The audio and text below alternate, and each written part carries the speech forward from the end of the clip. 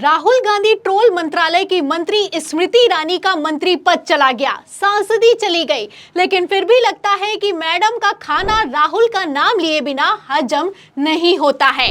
आपको बता दें, जब हरियाणा में मोदी शाह के सारे पैतरे फेल हो चुके हैं, तो एक बार फिर से हारी हुई सांसद स्मृति ईरानी को आगे कर दिया गया है।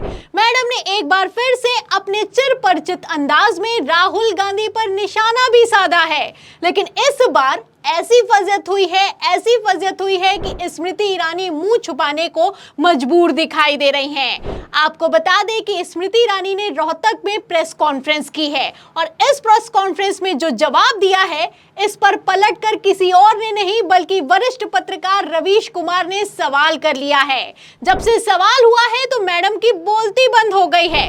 तो क्यों बोलती बंद हो गई है और कैसे सुप्रिया श्रीनेत ने जबरदस्त धुलाई की है, आपको एक एक करके बताएंगे, बयानों पर भी आएंगे। लेकिन सबसे पहले खबर में आप स्मृति ईरानी का ये छोटा सा बयान ध्यान से सुनिए। दलितों की भागीदारी सुनिश्चित करती है वो, और वहीं पर बीजेपी जो है वो दलित हितैषी नहीं है। क्या कहेंगी आप इस पर? अगर कांग्रेस पार्टी इतनी दलित हितैषी है तो शैलजा जी को मुख्यमंत्री के कैंडिडेट के नाम पर घोषित क्यों नहीं करती? तो देखा आपने, लाइव प्रेस कॉन्फ्रेंस में स्मृति ईरानी की फजियत हो रही है, लेकिन फिर भी ऐसा लगता है कि घमंड की मानो 7वें आसमान पर पहुंच चुका है। पत्रकार वहां पर सवाल करती है कि कांग्रेस दलित हितैषी है और भारतीय जनता पार्टी नहीं है, इसी पर मैडम तौवा जाती हैं। आप देख सकते हैं कितना गुस्साती हैं और कैसे पत्रकार को आंखें दिखाती हैं। पहले आंखें दिखाती हैं, फिर जवाब देते हुए कहती हैं कि अगर कांग्रेस इतना ही ज्यादा दलित हितैषी है तो शैलजा कुमारी को क्यों नहीं मुख्यमंत्री पद का उम्मीदवार घोषित कर दिया जाता है। अब यहीं पर स्मृति ईरानी को जब ये लगा कि मामला बिगड़ गया है तो मामले को बैलेंस भी किया है। हाथ मिले हैं, दिल मिले हैं क्या? और वो मिलाप क्या जो मजबूरी में हो?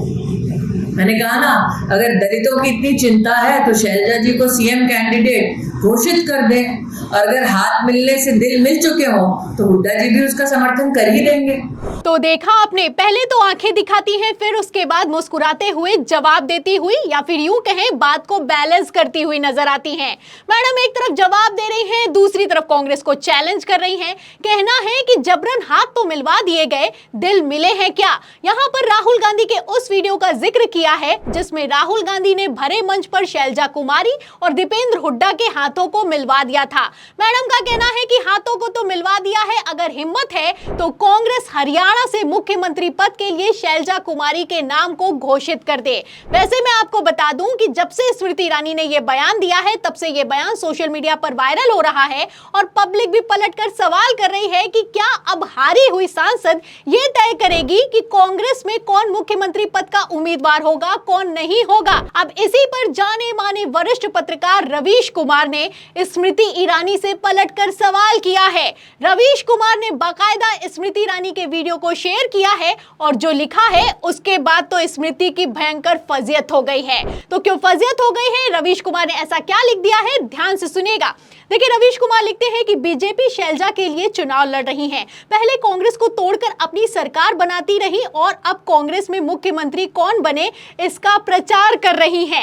अब अगर भूपेंद्र सिंह हुड्डा नितिन गडकरी को प्रधानमंत्री बनाने की मांग करने लग जाएं, तब क्या होगा? जिन्हें जाने कौन ऑफर दे रहा है, फिर भी प्रधानमंत्री नहीं बन रहे, पूरा जीवन एक ही मंत्रालय के मंत्री बने रह गए। उनकी राजनीति की सड़क कहीं पहुंची नहीं, बनती रही, टूटती रही। तो आप देख सकते हैं कि रवीश कुमार ने कैसे जबरदस्त मजे लिए हैं। रवीश कुमार का स्मृति ईरानी से सवाल यह है कि अगर आप ये तय करती हैं कि कांग्रेस का मुख्यमंत्री पद का उम्मीदवार कौन होगा, तो अगर भूपेंद्र हुड्डा कल पलटकर ये सवाल कर लेंगे कि क्या प्रधानमंत्री नितिन गडकरी को बनाया जाएगा, तो इस पर क्या भारतीय जनता पार्टी जवाब दे पाएगी? नहीं जवाब दे पाएगी। ना नितिन गडकरी प्रधानमंत्री बन पाएंगे और ना ही स्मृति ईरानी मंत्री बन पाएंगी। और स्मृति ईरानी का तो अब ये हाल हो चुका है कि मैडम की सांसदी भी जा चुकी है। ऐसे में ये लोग खिसिया रहे हैं। भारतीय जनता पार्टी के लिए बरनौल मूवमेंट है और इस जले पर कांग्रेस की प्रवक्ता सुप्रिया श्रीनेत ने नमक छिड़कने का काम किया है। ये सूचना जनहित में जारी है, खास तौर से कमजोर दिल वाले भाजपाइयों के लिए।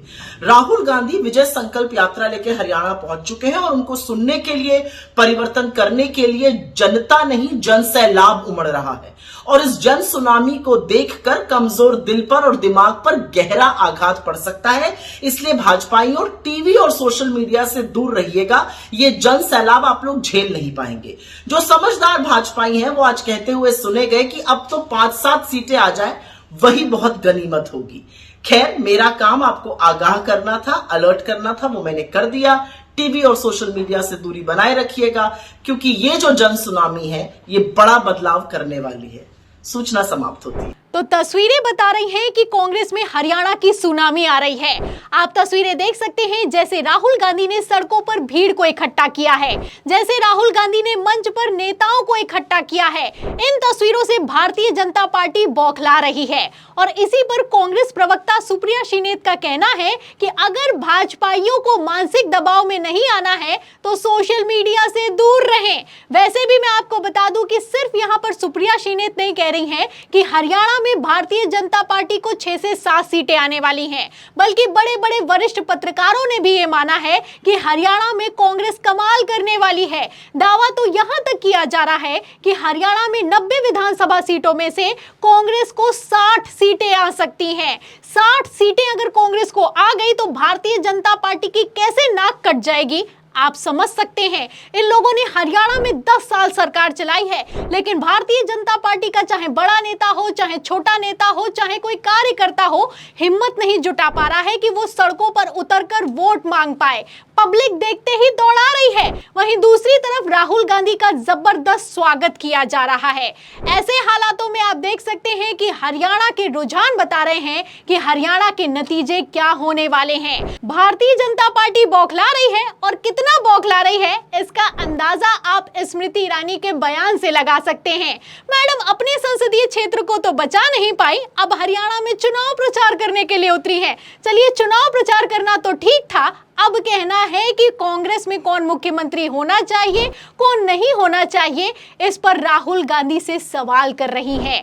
अब ये सवाल करने की हिम्मत तो आ गई है, लेकिन इसका जवाब 8 अक्टूबर को निकलकर सामने आएगा। 8 अक्टूबर को हरियाणा के नतीजे आएंगे, और इन नतीजों में भारतीय जनता पार्टी का क्या होगा, कांग्रेस को कितनी सीटें आएंगी, बीजेपी को कितनी सीटें आएंगी, आपको क्या लगता है, आपकी क्या राय है इस सवाल के जवाब में, इस पूरी खबर पर? जो भी आप सोचते हैं हमें कमेंट बॉक्स में जरूर लिखें। वीडियो को ज्यादा से ज्यादा शेयर करें, हमारे चैनल को लाइक करें, सब्सक्राइब करें, ज्वाइन करें। फिर मिलते हैं अगली खबर के साथ, तब तक के लिए धन्यवाद।